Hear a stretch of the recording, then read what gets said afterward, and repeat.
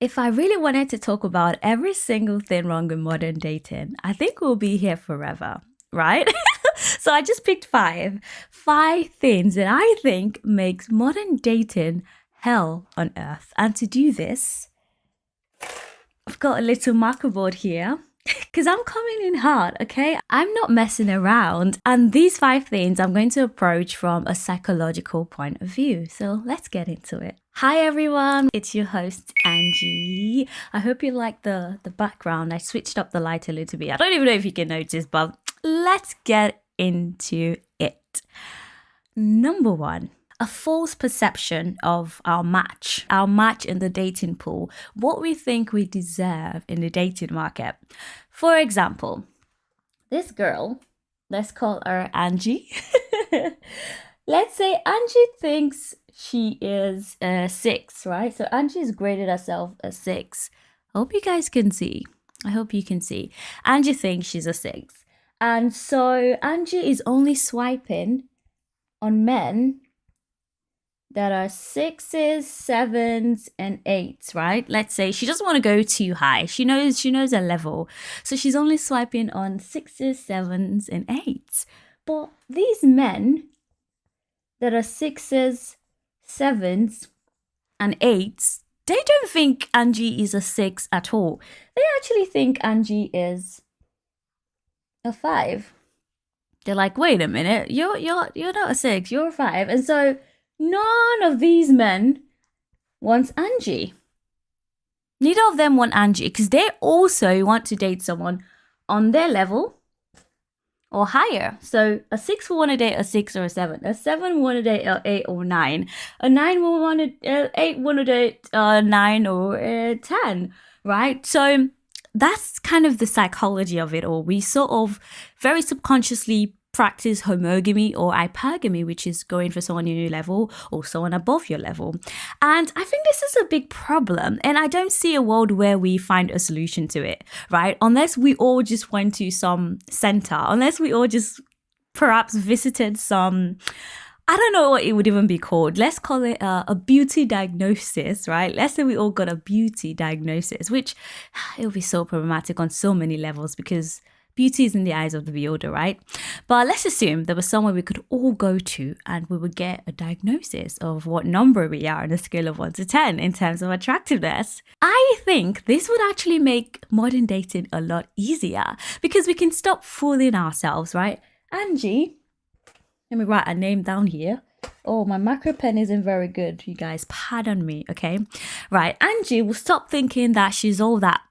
Angie will stop thinking that she can get a 6, a 7, and an 8, right? And she will just quietly go for someone who is a 5, just like she is. Now, I know this is based solely on looks because most of the couples together today met on dating apps. So this is the world of modern dating that we live in.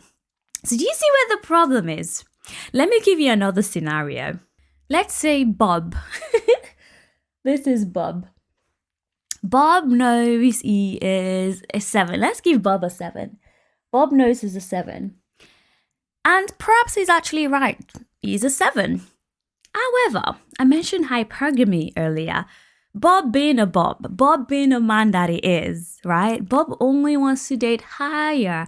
Men love it. They love having a beautiful woman on their arms. It's a sign of competence on their end, right? Why do you see a rich man and then you know he's going to have a hot, beautiful woman on his arm because his wealth allows him the privilege to date beautiful women, right? So Bob is a 7. And let's say Bob is making good money, part of what makes him a 7. So now being a 7, he thinks, I can get hotter girls. I can go for 8s, 9s, and even 10s. Because #hypergamy, I want to date someone better than me. I want to date a hot girl. I want the hottest girl in the room. So now Bob, a 7, is going for all these hot girls, 8, 9s, and 10s. But this 8, 9s, and 10s, they know that they're hot. Oh, they know. You don't have to tell a hot girl that she's hot. She knows that she's hot because she's also getting so many attention. They're getting so many attentions from men that are not 7s. No, these men that are giving them attention are also 8s, 9s, and 10s. So tell me, why would she go for a Bob? Why would any of these beautiful women who are 8s, 9s, and 10s, why would they go for Bob when they can also get 8, 9s, and 10s? So do you see the problem here? Do you see the problem here? And pardon my, really, really bad ink, but I'm pretty sure you get the analogy. I'm pretty sure you get it. So this is a problem. Someone is inflated. In the case of Angie, she's inflated our idea of how hot she is. And so she's going for people that she thinks is on a level where she's wrong. Other people do not see her that way. On the other hand, Bob, he knows his level. He knows he's a 7. He knows he's good enough. He knows he's hot. He knows he's got good money. He knows he can do well in the dating market. But he wants more. He's selfish. It's not selfishness. You're greedy. That's the word. You're greedy. You want to get more. You're so hungry for more and more and more. That is the problem in this dating market. We have an inflated perception of what we are and what we can get.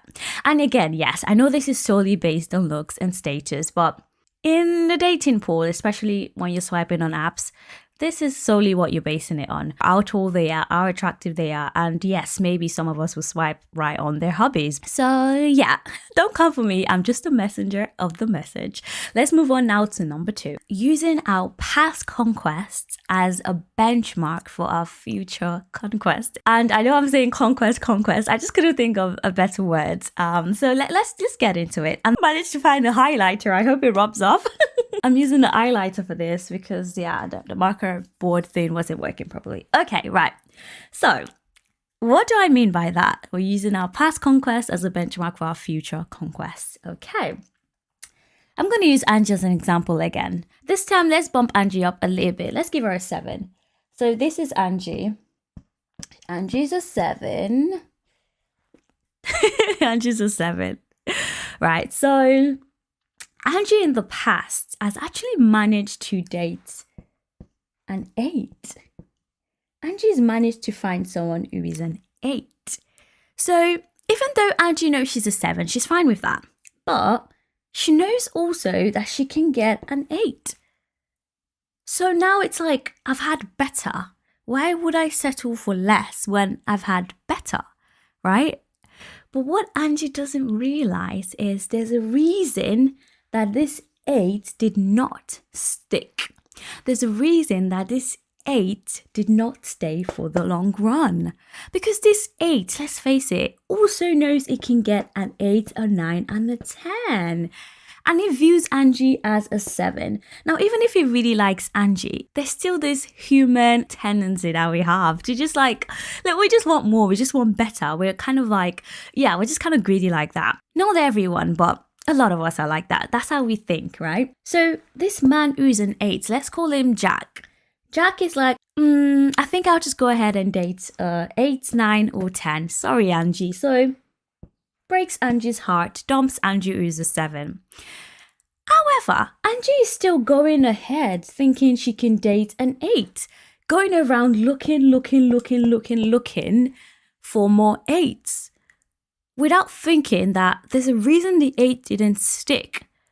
Perhaps you should, I don't like to use this word, but perhaps you should lower your standard a little bit and come back to a 7 on your level. It sucks. It sounds stupid. It sounds mean, but I'm here to talk about the troubles that we face. I'm here to talk about, all the bad things wrong with modern dating. Okay, it's very useful. It's very useful to think about. And no, it doesn't mean that you shouldn't aspire to date hypergamously, because guess what? Jack is doing the same. Jack is not only sticking to 8s. Jack is going 9 and 10. So of course, Angie can look for 9s as well, 8s and 9s. And even if she wants, she can go ahead and try and get a 10. But will she suffer? Of course she will. She's going to go through a very, very hard time.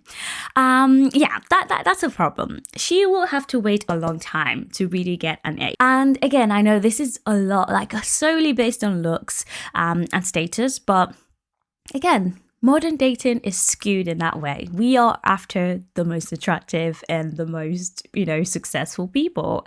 Yes, there are nuances where we care about people's hearts, and that tends to happen when we meet them in real life, as opposed to swiping on the apps or whatever. Of course there are nuances, but objectively speaking, the way we're swiping right now in 2024, for the past however few years that dating apps have been predominant, I think this is the mindset that we have, and this is the problem that we're facing. Let's move on now to problem number 3. Hypergamy and the education gender gap, right? This one I've briefly touched on. Wanting to date hypergamously, meaning higher than your level. And I've made a podcast about this called Why Women Want High Value Men, if you want to go check it out and watch it in more like detail. But I'm going to summarize what that means now.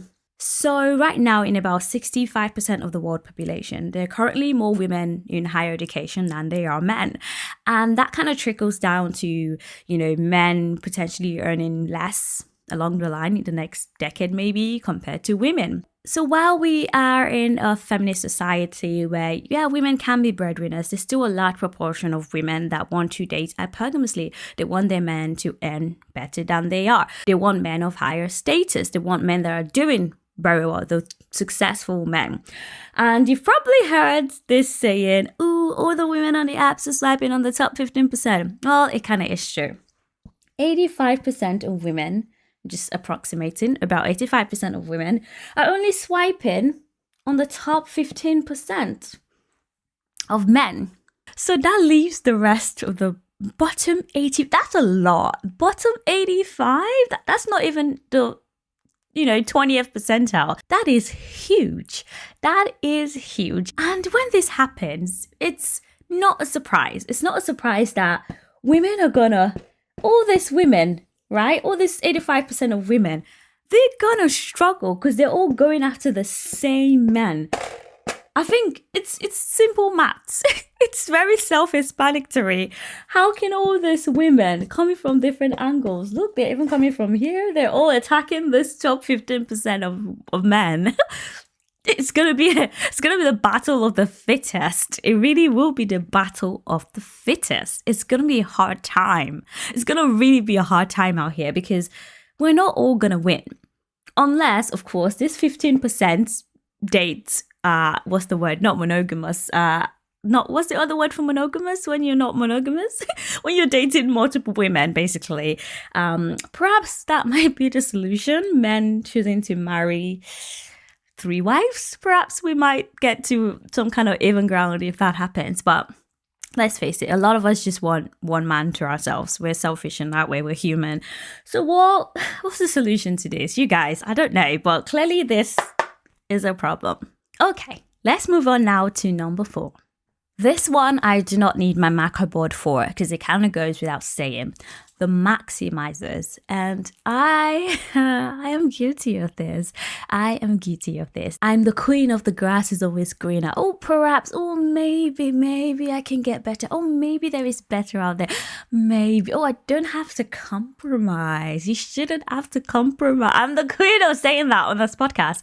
You shouldn't have to compromise. You can get the best of the best. And you can get everything that you want. I've said that so many times. But is it true? Is it really true? In some cases, yes. In some cases, it's true. In some cases, perhaps you're with someone that is below your standard. Perhaps in some cases, you can do better. But where does it end? And when does it stop? Like, at what point do you just pick one? At what point do you realize that what you've got is enough? Not more than enough. That what you've got is the gold standard. At what point do you stop looking left and right and up and down and trying to find a better match for you? At what point do you just choose that person and say, you're the match, you're the one for me? And this is not just, for the men. I know men are notoriously bad for this, right? They're always switching until they get to probably their late 30s or 40s. That's when they finally settle down. It's like what is it called? The taxi light, analogy, where it's like, oh, men, you can be the best woman in the world. Men will not pick you until they're ready. When their taxi light is on, whoever gets into the taxi at that point is the person that they pick, right? Because they've maximized so long, they keep thinking, oh, if I've let using numbers again, if I've let a 7 out of 10 go, I can't date any lower than that now. The next person I get with has to be an 8 and then has to be a 9 and then has to be a 10. And then you just keep maximizing. It doesn't get higher than a 10, does it? Like, pick one. At some point, we're going to have to pick one. If we want to be happy, if we want to live happily ever after and have a true companion and have love that surpasses generations and generations and grow old together and be like 120 together looking at your great grandkids, you're going to have to pick one at the end of the day. Right, let's go to the final point. Number 5, problem number 5. Commitment issues. And yeah, it might sound similar to maximizing, but no, it's not. Because maximizers, yeah, they find it difficult to choose, right? But with commitment phobes, yes, they've chosen one. They've committed. They've decided you're my girlfriend. But they're finding it so hard to be faithful. They're not loyal to just one. They've picked one. They're like, yeah, you're my girlfriend. You're my boyfriend, girlfriend. Perhaps you even marry them. Oh my God. But then they're still cheating on you. Hookup culture, dating apps, casual sex, all of this kind of like feeds into it. Because at the end of the day, if no woman or no man is having sex with married people, then married people will have no man and women to have sex with. I'm going to say that again. As a married man, if you cannot find any lady to have sex with you, knowing that you're married, then you're not going to have any women to have sex with. We're the problem. We are the problem. There's women out there that they know this guy is in a relationship, but they still go after him. They know this guy is married, but they still go after him. There are men that are married and are in relationships, but they still flirt. They still, go out on nights out, on lads' holidays and pick random girls on the street to hook up with. And it's just like, yeah, it's just sex, right? It's just sex, right? No, it's not. No, it's not. If it's just sex, then why is it illegal to just do it outside on the street? It's called, indecent exposure or whatever it is. It's illegal to just stay in the middle of the street and have sex there while everyone's watching. If it's just sex, it's just like eating a sandwich. Yeah, it's legal to eat your sandwich. No one's going to arrest you for eating a sandwich in the middle of the street.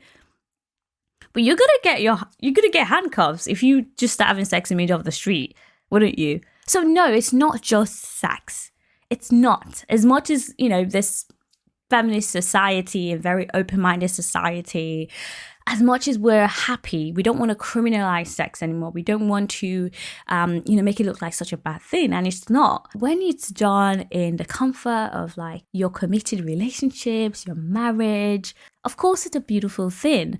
But if you're going around just having sex with multiple people, just casually, I'm not gonna judge. I don't think it's right, but you do you. I think this is a big problem. I think it's a reason why we can't pick one. And the reason why even when we pick one, we're still reminiscing about what's out there, because we know there are girls out there, because we know there's so many people that are just willing to do it very freely. It's so cheap and accessible.